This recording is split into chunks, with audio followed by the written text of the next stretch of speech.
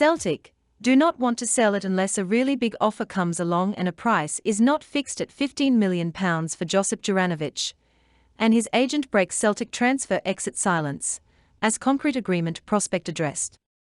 And the crazy, or should I say lazy, Barkas comments on his Celtic experience. And in more Celtic transfer news, Celtic have made an opening bid for Motherwell youngster Bailey Rice. But they also face English Premier League competition. Back to the main story of this morning. Josip Juranovic Celtic transfer latest, as agent denies £15 million fixed fee amid interest from 5 leagues. The fullback, 26, has been linked with an exit from Parkhead this summer amid significant interest from Europe. Most recently, Juranovic was linked with a move to La Liga side Atletico Madrid.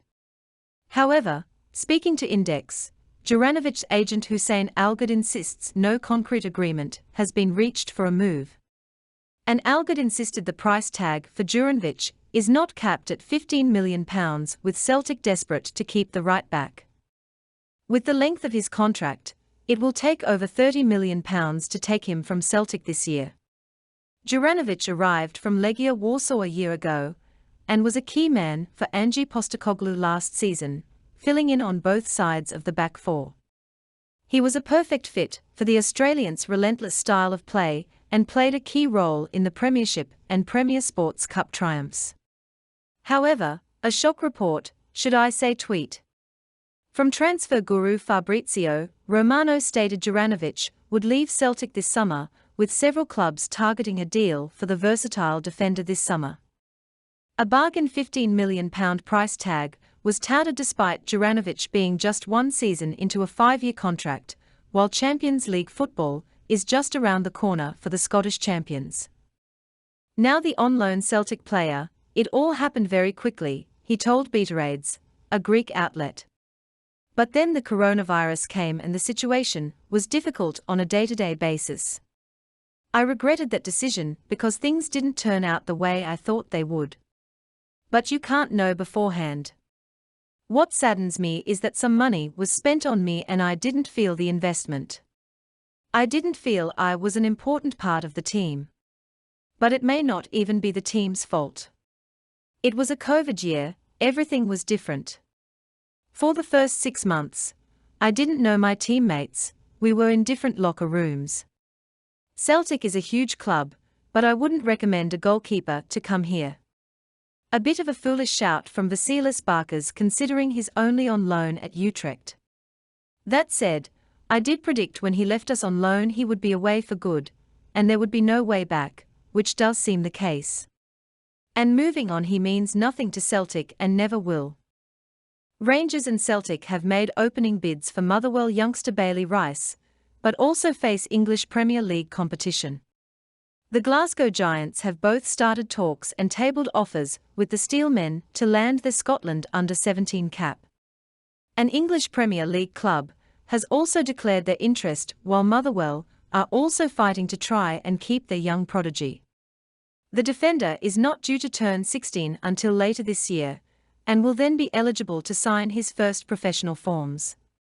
Celtic sees the teenager as one of the best young players in Scotland, and is trying to win the battle for his signature.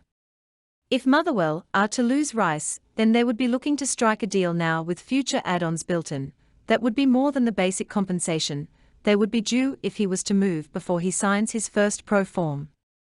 And yesterday the Celtic manager refused to name Celtic targets ahead of Champions League return, as he offers the best we can be pledge.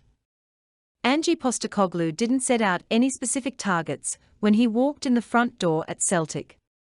The Aussie isn't changing that approach now he's returned for year 2 as a champion. But Postecoglou knows one thing, that Celtic never stops. And, somehow, he has to try and make this term even better than he managed to make the unforgettable last. Postecoglou's first 12 months in charge was like a fairy tale, as he inherited chaos and turned it into triumph against all the odds. Postecoglou savoured the experience of winning a premiership and a Premier Sports, and got the deserved plaudits, but, although he walked back in the building for this pre-season, with those 2 trophies on the sideboard and Champions League group stages to relish, his awaits now a clean slate. Larsson. The mere mention of that name brings a tear to a certain vintage of Celtic fan. The Celtic DA out there. Henrik was the best striker I've ever seen, and is likely to ever see, in my lifetime as a Celtic fan. His like will never be seen in paradise again. But then, could it?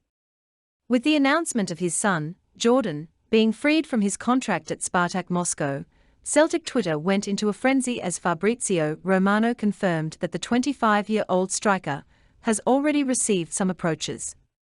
At club level, 74 goals in almost 250 appearances gives him a ratio of less than 1 goal every 3 games.